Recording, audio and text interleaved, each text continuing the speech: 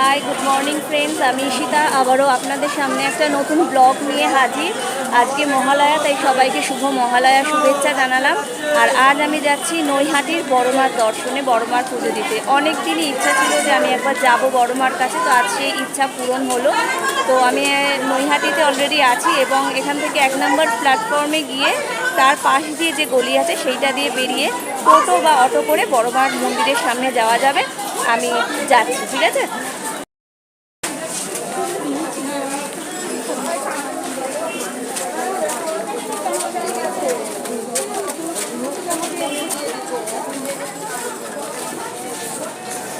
এই যে 1 নম্বর প্ল্যাটফর্ম থেকে নেমে এই পাশের গলি দিয়ে বেরোতে হবে।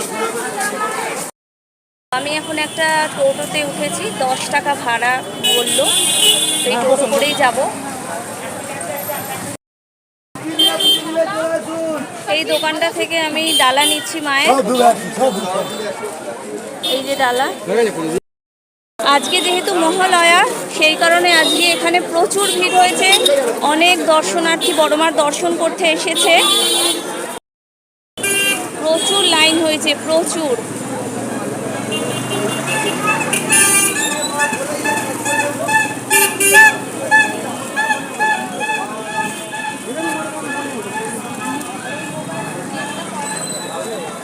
দেখতে পাচ্ছেন বন্ধুরা কত লাইন আজকে।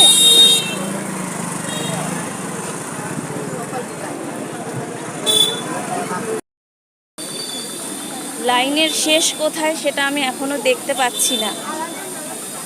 প্রচুর লাইন, মানে প্রচুর ভিড় হয়েছে, প্রচুর।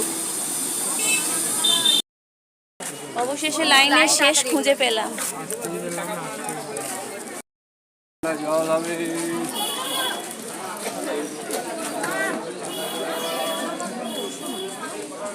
আমার আগে প্রায় এতজন মানুষ দাঁড়িয়ে আছেন। এই 2-2.5 ঘন্টা হয়ে গেল লাইনে দাঁড়িয়ে, আর দাঁড়াতে পারলাম না। ওখানে একটুখানি বসে পড়েছি, তারপর আবার লাইন দেবো। মন্দিরের খুব কাছাকাছি চলে এসেছি, খুবই কাছাকাছি চলে এসেছি, একদম গেটের সামনে চলে এসেছি।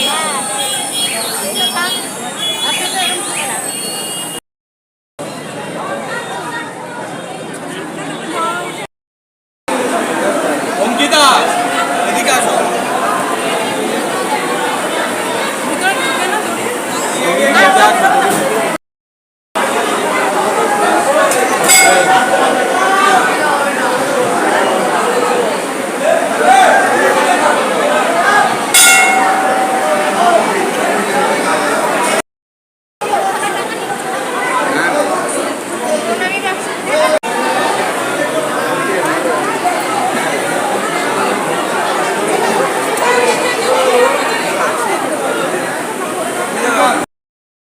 অবশেষে বড়মার পুজো দেওয়া সম্পন্ন হলো। আজকে মহালয়ার শুভ দিনে বড়মার পুজো দিতে আসতে পেরে আমি নিজেকে ধন্য বলে মনে করছি।